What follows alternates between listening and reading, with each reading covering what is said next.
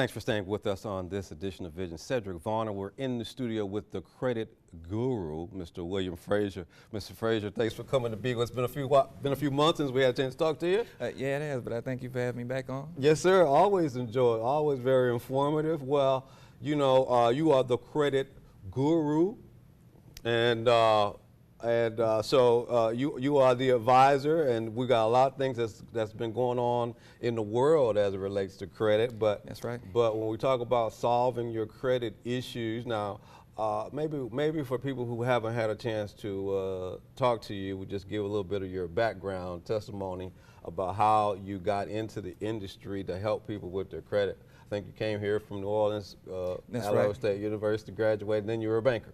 Exactly. I came from New Orleans in about '07, and then I started, I came out here to go to ASU. But I worked at Wells Fargo before I started the company. Basically, while I was there, I would see a lot of people get declined for, loans, credit cards, mortgage loans, and they didn't really know what to do to fix their credit. So I, came up with different ways to try to work on my own because I had problems with mine at that time as well. So once I figured out how to fix myself, I learned how to fix some other people's as well. And then I started the company, and then I left Wells Fargo and started helping them, through my company. And then I also became a real estate agent after I started helping people with credit, because most people came to me wanting to buy a house. Yeah. So, that's how I ended up where I'm at. So kind of full service now. Of course, we were just talking with Chris Starworth about insurance for the home, but you're gonna help them get the home. Right, you got to get the home first so you can get the insurance. Yes, that's right. That's right. That's right. Well, great story, great testimony about you coming here, by way of Katrina, and you had some other goals and plans for your career, and this moved you into education, become a college graduate. I think you're working on your master's now, your MBA. And, that's right. So you're the real deal. In fact, I went to your class that you had at the Chamber Resource Center a month or so ago. It was very, very good, very informative. So when we talk about our credit situations, how do we avoid the family debt cycle? Okay, well, with that normally causes a lot of us to get in trouble with our credit. Basically, what it is, well, I tell people this, that your credit and family members should not be put together in the same sentence, because in most cases when people end up combining their family with their credit, using their credit to co-sign for a family member for a car or loan, whatever it may be, the situation normally never ends up pretty good. It's very rare that I've heard of anybody having a good experience with that, and it can put you in a bind with your credit, and then normally you end up not being able to get that money back to pay off whatever it is, and then your credit gets damaged for up to 7 years, because of something which you were trying to help somebody out, and then you normally, have the burden is on you, and you can't get any help with trying to solve that problem. Also, just giving money to family members as well, that can kind of put you in a bind. If you don't have the money, if you need the money, I would suggest you not giving, the money. I know you want to help your family members or whatnot because they're your family members and you love them. But if you do that, you should make sure that you have it to give, because more than likely you may not get it back. You'll be in the bind yourself. Yeah. And that's how the family debt cycle kind of gets started, and puts you into a bind yourself. Yeah. So we can't help our family members if we're in trouble our own selves, right? Right. You have to make sure that you're straight first before you start helping somebody else. Just like when you're flying on a plane and they tell you if the mask drops down, you should put your own mask on first before you try to help somebody else. You have to make sure that you're stable and that you can help somebody. Otherwise, you're going to be in a bad situation just like they are. Yeah. That's good. That's good. Now, so basically what you're saying is, as relates to these financial situations and family members, you just need to say no. It's normally hard.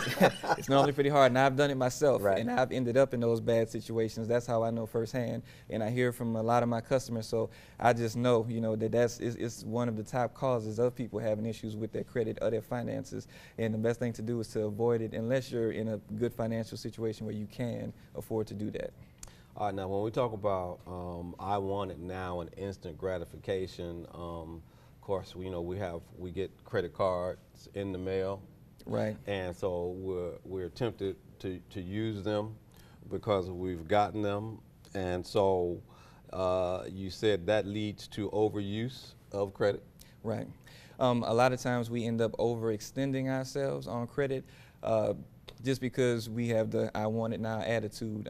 You'll go to a department store and they have a sale, and you have to get the credit card right now to get extra 25% off, or it may be something else that you just see and you don't have the money for right now, but you know you have a credit card, so you'll go ahead and put it on the card, not really thinking about how you're going to pay it, or you'll just like, I'll worry about it later. And then over time is all those extra expenses that we build up from doing that. Our income may still be the same and our expenses are constantly growing, and next thing you know, you're living paycheck to paycheck and you just have enough income to afford to pay everything that you're paying. And then if you get cut back on hours or lose your job, then you don't have the money to pay for those things, and then it leads to damage to your credit as well, in your financial situation. It just all starts going downhill. So to avoid that, it's best to not, buy into the instant gratification, and just to try to make sure that you have the money for something before you buy it. It's okay to use credit to build credit, but not just because you don't have the money at the time. That's good. That's good. Well, and so you're advising people to, look at your situation and to take action. One of the things that we talked about that's happened in the news over the last couple of months is the breach of credit files over with Equifax. And that's so. Right. What is your guidance to people to continue to monitor the status of their credit? Well, everyone, I always recommend that they get some type of credit monitoring. And the reason for that is because a lot of people don't look at their credit but once a year with the free annual reports. Some people may use Credit Karma to check it, and that's good too, but you only get 2 credit bureaus and not all 3. You want to look at all 3 because things can change on your credit report monthly, and you won't even know about it until you finally look at your credit report once a year. I've had somebody that was, they hadn't looked at the credit at all. They were about to buy a house. The last time they checked on it, it was good, but just a month before, a collection account had popped up on their credit report. So they were unable to buy the house because that had dropped their score a lot. And had they been looking at it ahead of time, they could have probably, taken care of it, and then they would have been able to get the house with, everything would have went smoothly. But that's why you have to check your credit. And with things like the Equifax breach, if you always looking at your credit, you can see if any type of identity theft or something like that happens to your credit as soon as it happens, instead of having to deal with stuff as soon as it, as soon as something negative happens. Yeah. Well, now, you're a bona fide leader in this industry, and you've got some people who say, well, I can do it myself. Right. I don't need a guy like Will Frazier. Right. What is your input when people have that kind of comment specifically about you and your business? Okay, well, I tell everybody that based on the law, the laws that we use in credit repair companies, most of us use, are there for consumers, so you can do it yourself. But it's also similar to the way that you can represent yourself in court. You can go to court and try to represent yourself, but if you had a lawyer, the lawyer already knows how the procedure works. They know what the judges are looking at, what they want to hear. They know how to handle the process better and faster, and they can get the job done faster than you could if you try to do it on your own. Same thing with this situation with credit. A person can work on their credit on their own, but because I have knowledge and experience on dealing with the credit bureaus and sending disputes, and actually I have a understanding of how FICO grades you and calculates your score, which is also more important than just sending letters out. So that's knowledge that I have that the average consumer doesn't have. I have knowledge more than what's on Google, what you might find on a YouTube video. So I can, like I said, get the job done a lot faster and accelerate your process as far as getting to the good spot in your credit. The final result. Well, now, and so you're really, you help people to be educated on the process and the dynamics. One of the points you wanted to make is know how your debts affect your credit. 30-day late payments, just the whole gamut. Right. When people do decide to take action on their credit, it's important to know how things are going to affect you when you start doing it, because the first thing people want to do is, a lot of people try to do bankruptcy. That's not always the best option, and a lot of people, they just want to try and go pay off all the debts. But as far as late payments go, they're going to drop your score more than anything else. It's 35% of your score. And also the balances on your credit cards, they drop your score a lot as well. That's 30% of your credit score. So both of those are about 65% of your score, so they affect your score a lot. A 30-day late payment can affect your score for up to 2 years. and after a year you might be okay, but it's still going to affect you for about 2 years. Now your balances on your credit cards, like I said, they can drop your score a lot, but they can change your score within 30 days. So if you max out a card, your score will drop a lot within 30 days. If you pay it off, your score can increase a lot in 30 days. So knowing what's going to hurt you the most tells you what not to do, and also knowing how things affect your score, like the balances, it'll tell you what to do first to try and get those points back, you know, when you're trying to fix the situation.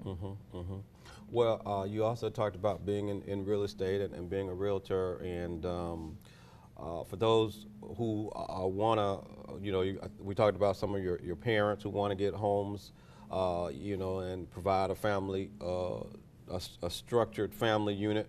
What do you find is some of the issues that many of the first-time homeowners encounter? What are some of the things that some of the first-time homeowners encounter when they are trying to get credit? Well, one of the major things is they'll have a whole bunch of collections on their credit report. And a collection from a third-party company, a collection is something from a third-party company. A charge-off is something from the original creditor, like Wells Fargo, that may be on your credit report.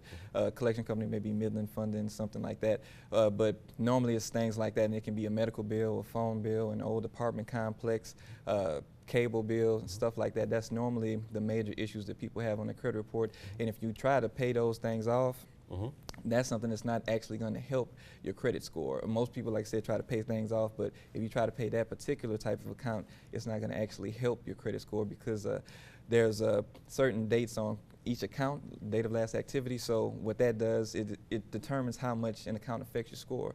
The more recent that date, the more it hurts your score if it's a negative account. The older it is, the less it does. And if it's an old account and you pay it, it's going to update that date of last activity, which is going to cause your score to drop. Wow. Okay.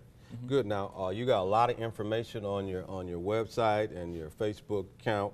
Now your office is over at the Chamber Resource Center over at 600 South Court Street. That's correct. Okay, so people can come by there, they can see you and visit, and so they can get more information when they call or talk to you in person. That's right. Excellent. Well, Mr. Frazier, we want to say thanks for coming to be with us on the program once again. It's always very informative. We very much enjoy it, and so we want to help.